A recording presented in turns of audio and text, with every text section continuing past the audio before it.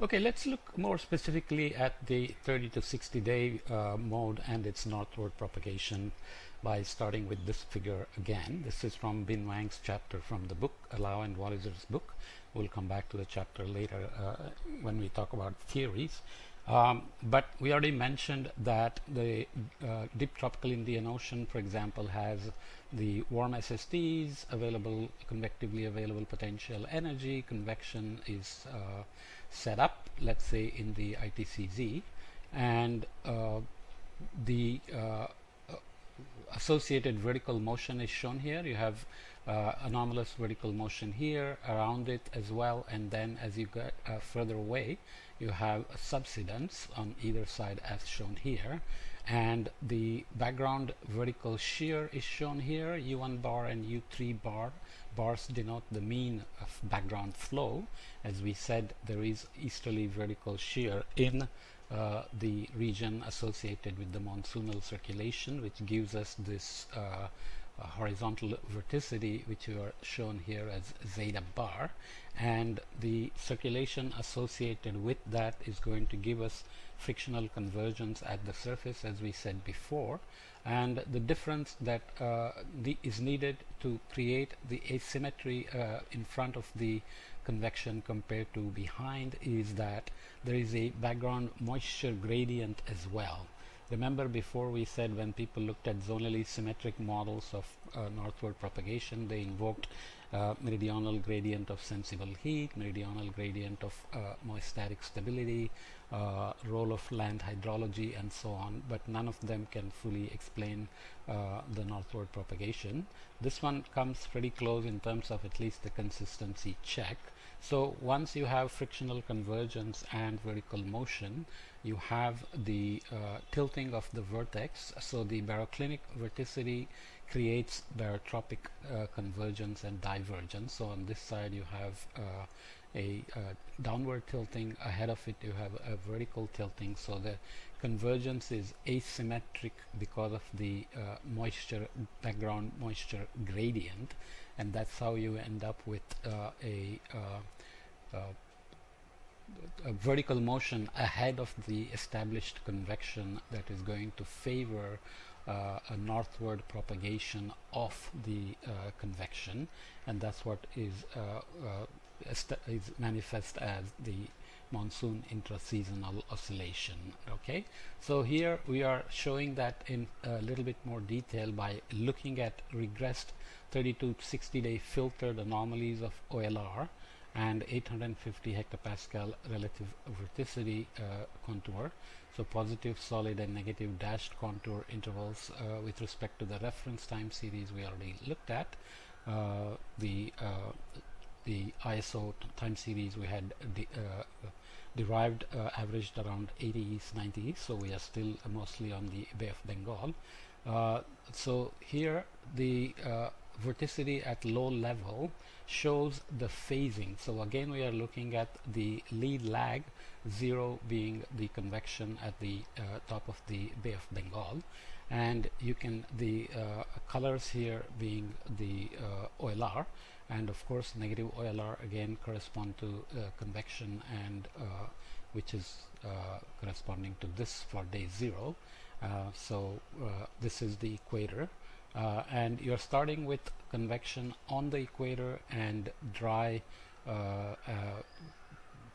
so dry region subsidence ahead of it at 15 knots, so basically over the Bay of Bengal, and you have the corresponding verticities with the divergence and the convergence, which are very critical for making this mechanism work. And you can see that this as it propagates northward, it establishes the required positive verticity, vertical motion, and the low OLR corresponding to convection.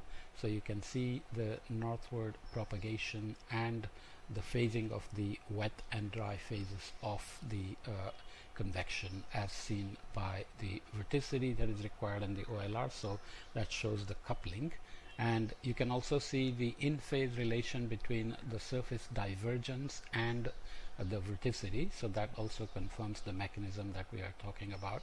So negative divergence is of course convergence, so positive vorticity, cyclonic vorticity associated with convergence and vertical motion. So those are the consistent mechanisms that explain the northward propagation. Okay, so you can look at it this way then. This is a schematic representation of the evolution of northward evolution and northward propagation of the meridional circulation associated with the 30 to 60 day mode in the meridional plane. So we are looking at 80 to 90 east going from the equator to the north. The thin arrows indicate anomalous Hadley circulation. So we have the Hadley circulation being shown here at time t0 when you have convection warm SSTs and convergence on in the tropical region between 5 south to 10 south or so, where the marine ITCZ should sit, and you have ascent over there with the 850 hectopascal vorticity of the corresponding sign, and you have this meridional circulation which is sinking over the northern latitude. Let's just say this is the Bay of Bengal, because this is obviously not directly over the Indian region. Okay, a little bit complication there. So you have heating and cloudy situation here.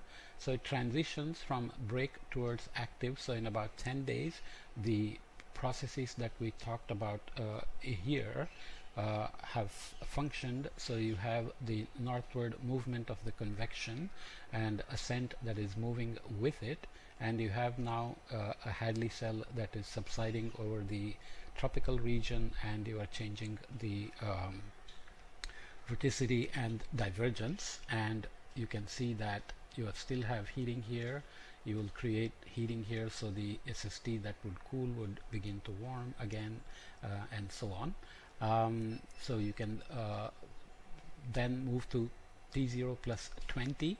Now you have established convection over the northern latitudes, which we are interested in, and you have the Hadley cell, that local Hadley cell that is completely reversed with subsidence over the tropical region and ascent over the convective region, and then it begins to transition back where this convection begins to die and new convection begins to set in over the Indian region, and you have the Hadley cell responding correspondingly.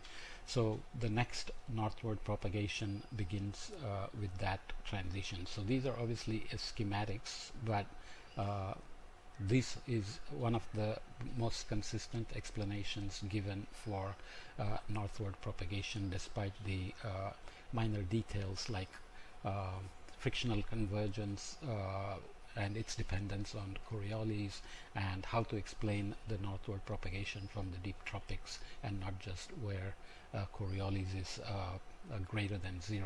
Okay. There are other details people look at. This is from Baosheng Li's paper, which looked at the vorticity budget in again the meridional plane, and it provides a sketch for the northward propagation of the monsoon intraseasonal oscillation. The green arrows denote the vertical velocities associated with the intraseasonal convection.